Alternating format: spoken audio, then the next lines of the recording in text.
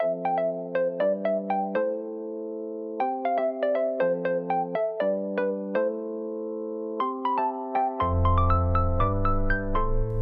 can update the active problem list in 3 different ways. One way is from the Encounter node. In here you will find the active problem, and you can do left click over that specific diagnosis that you want to update. So you will access the Edit Patient Problem menu.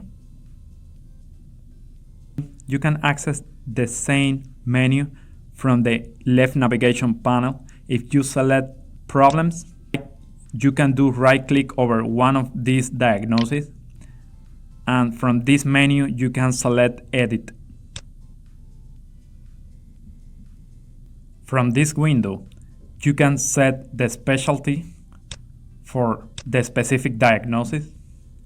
You can set the chronicity for that diagnosis to chronic, acute, or self-limiting. If you select self-limiting, after 60 days, the diagnosis will disappear from the active problem list. Another option that you can set here is the status of that problem.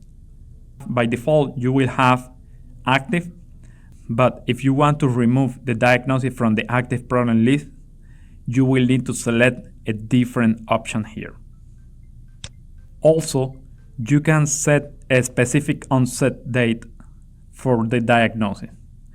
By default, the system will set the onset date to the same date the diagnosis was added to the node.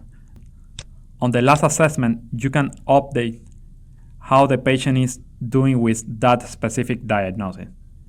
And after that, you can track all the assessments by clicking on View History. Another helpful option here is comments. So you can enter any comment here, and after that we can cite the diagnosis and the comments on the active problem list of the node. Also, you can set the diagnosis as a high-risk diagnosis by checking this box. Once you finish updating this diagnosis, you need to click on Save. And the last option to update the problem list is from Order and Charge. From Order and Charge, you can select Update Problems. On this window, you have the active problem list.